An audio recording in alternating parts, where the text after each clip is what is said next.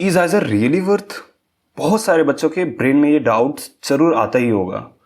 तो अभी इस वीडियो में हम आइजर से रिलेटेड सारे पॉजिटिव एंड नेगेटिव दोनों टाइप के एक्सपेक्ट्स को अभी हम कवर करेंगे कि क्या क्या पॉजिटिव चीज़ें हैं आइजर में आने के और क्या क्या नेगेटिव चीज़ें हो सकती है आइजर में आने के।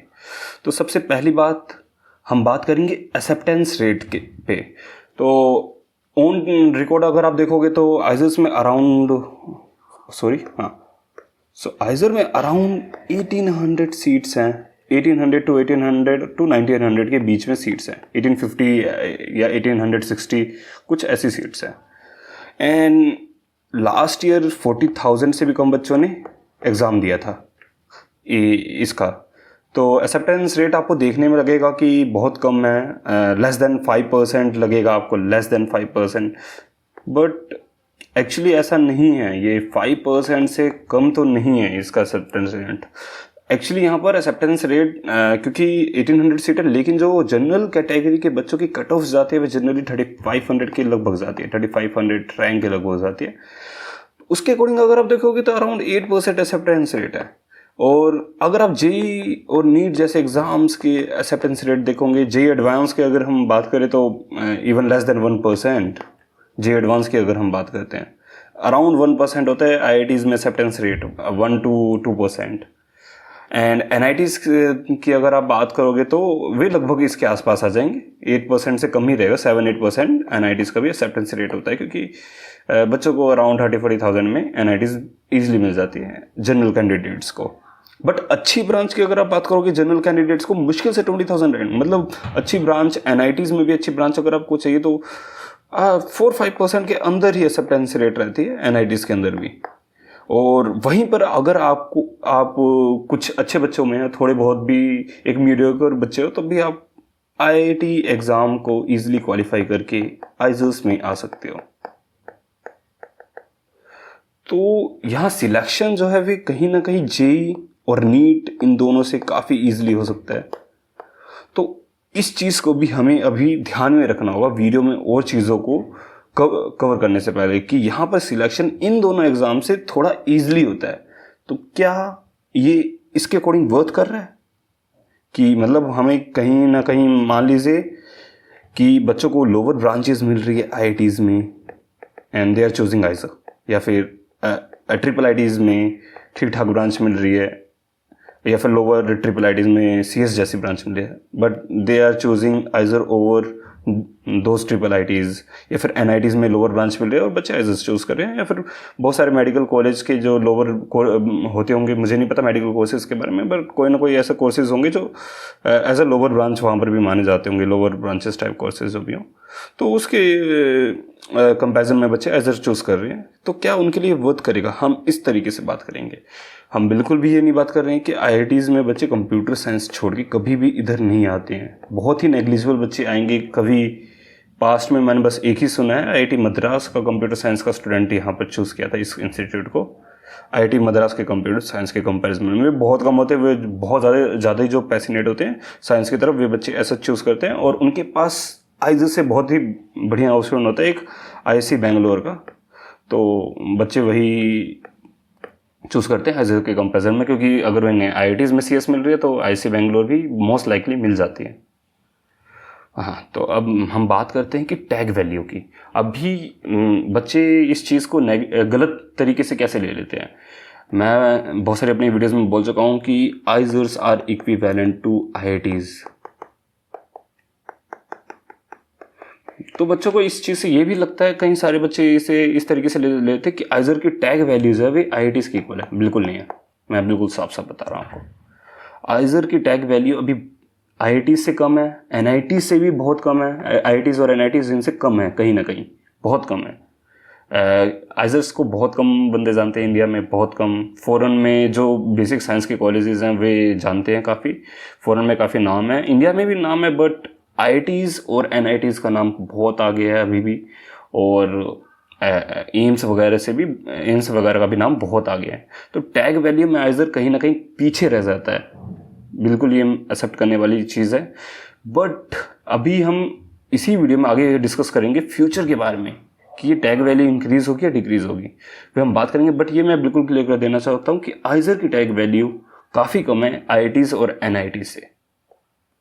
वहीं पर हम बात करते हैं मेन टॉपिक की कि क्वालिटी ऑफ एजुकेशन और फैसिलिटीज़ कैसी आपको यहाँ पर प्रोवाइड की जाएगी। Quality of education top notch है, बिल्कुल टॉप नॉच। एंड फैसिलिटीज़ आपको बिल्कुल, ये मैंने पहले भी बोल दिया, जो फैसिलिटीज़ आपको IITs में मिलते हैं उस टाइप की फैसिलिटीज़ आप यहाँ पर एक्सपेक्ट कर सकते हो बिल्कुल। वैसे ही हॉस्टल्स होंगे, उनसे हॉस्टल्स थोड़े बेटर, क्योंकि आइजर्स जो है वे न्यूली कंस्ट्रक्टेड है, तो यहाँ पर सारे न्यू हॉस्टल्स हैं, तो और बहुत ही बढ़िया हॉस्टल्स बनाए गए हैं सारी आइजर्स में, तो हॉस्टल्स वगैरह उनसे थोड़ा बेटर क्योंकि न्यूली कंस्ट्रक्टेड है। और बाकी फैसिलिटीज़ जैसे लैब वगैरह या फिर लेक्चर हॉल्स वगैरह वे बिल्कुल टॉप नॉच है, बिल्कुल IIT से कंपेरेबल।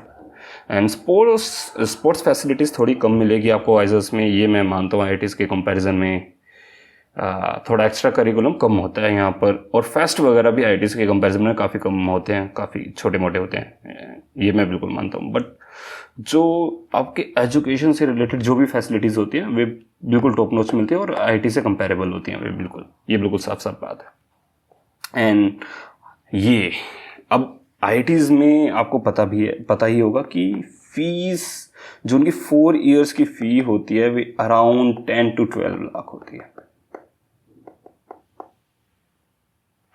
जनरल कैंडिडेट के लिए, जिनकी इनकम मोर देन 6 या 7 लाख ऐसा कुछ होता है। जिनकी इनकम थोड़ी कम होती है उनके लिए अराउंड 3-4 लाख पड़ जाते हैं, 70% का कुछ होता है उसमें, 1/3 देना पड़ता है शायद, ऐसा कुछ होता है। तो जिनकी इनकम, फैमिली इनकम 6 लाख से कम है एनुअल, तो उनका थोड़े कम पैसों में हो जाता है, 3-4 लाख में हो जाता है। इसके अलावा हॉस्टल्स फीस अलग से देनी पड़ती है, और हॉस्टल फीस भी जनरली IITs में काफ़ी अच्छा होता है। ईयरली मेरे हिसाब से अराउंड 20,000 to 30,000 होता है IITs में हॉस्टल फीस। और मैथ्स फीस तो चलो हटा दो, मैथ्स फीस अलग चीज़ है, वे सब में ऑलमोस्ट इक्वल ही रहती है, चाहे आप IITs जाओ NITs जाओ, सारी जगह ऑलमोस्ट इक्वल ही होती है, वे क्वालिटी ऑफ मैथ्स पे डिपेंड करता है। बट यही जो फ़ी है आइजर्स में बहुत कम है।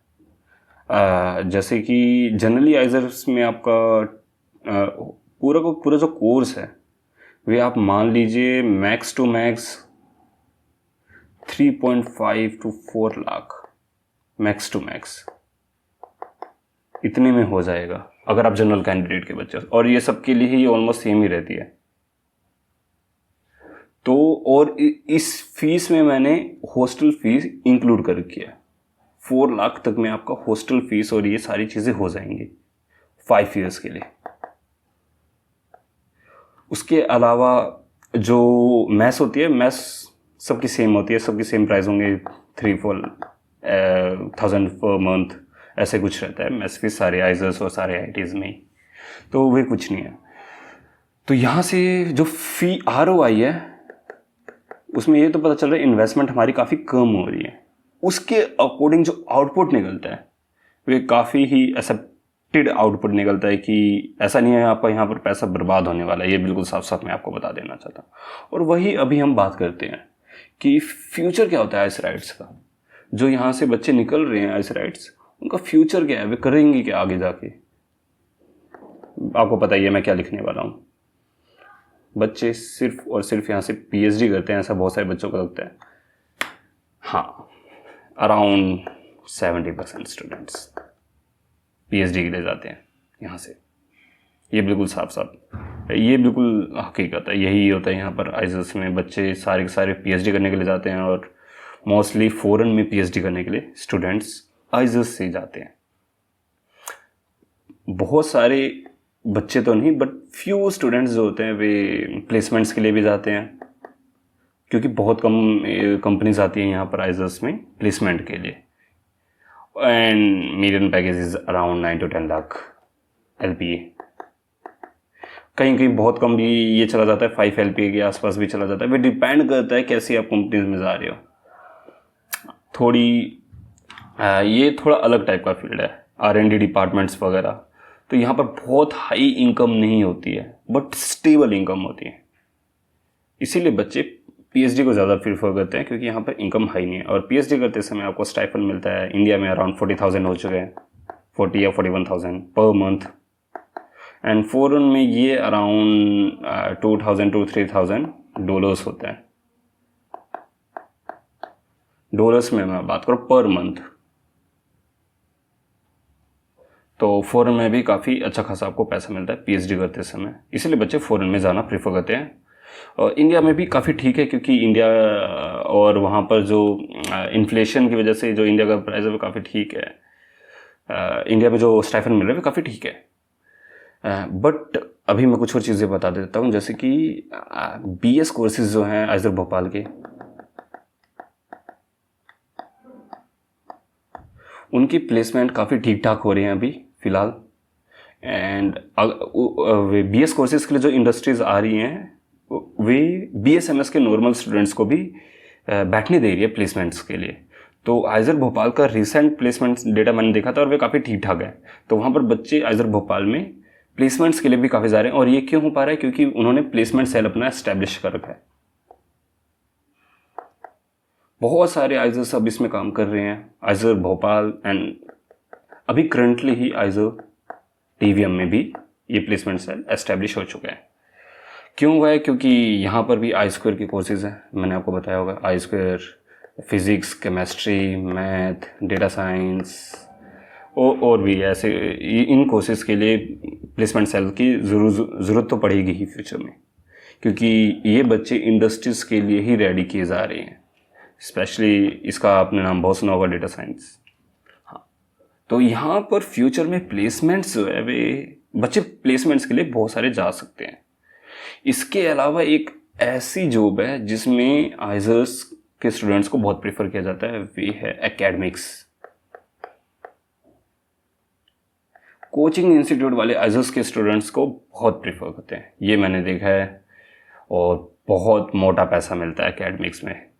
तो अगर आप ऐसी जॉब्स के लिए नहीं जा रहे हो तो आप एकेडमिक्स के लिए भी जा सकते हो। और बता रहा हूँ, इस एकेडमिक्स की फील्ड में आपको बहुत सारे क्वायरम में जाना, आपको बहुत सारे ऐसे भी क्वायरम में आंसर्स मिलेंगे जहाँ पर साफ साफ कहा जाएगा कि इसमें आईआईटी से भी ज़्यादा बच्चों को, आईआईटीज़ के बच्चों से भी ज़्यादा आइजर्स के बच्चों को प्रीफर किया जाता है। ये मैं बिल्कुल ऐसा नहीं हूँ कि मैं कह ही रहा हूँ कि किया जाता है, बट इसमें बहुत बच्चों को प्रेफर किया जाता है एकेडमिक्स की फील्ड में, आइजर्स के स्टूडेंट्स को। ये मैं बिल्कुल साफ साफ बता रहा हूँ। एंड जितना ही इम्पोर्टेंट वो क्वेश्चन था कि फ्यूचर ऑफ आइस राइड्स, उतना ही इम्पोर्टेंट ये क्वेश्चन है कि फ्यूचर ऑफ आइजर्स, क्योंकि आप यहाँ पर नेक्स्ट ईयर आओगे एंड 5 ईयर्स के बाद यहाँ से निकलोगे, तो 5 ईयर में जो आइजर की ग्रोथ होगी वो कैसी होगी?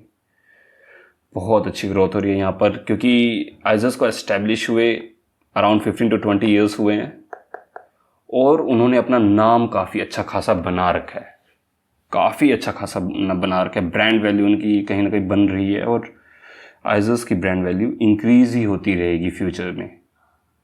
जैसे इसीलिए आइजर्स को आईआईटीज़ ऑफ बेसिक साइंस भी कहा जाता है।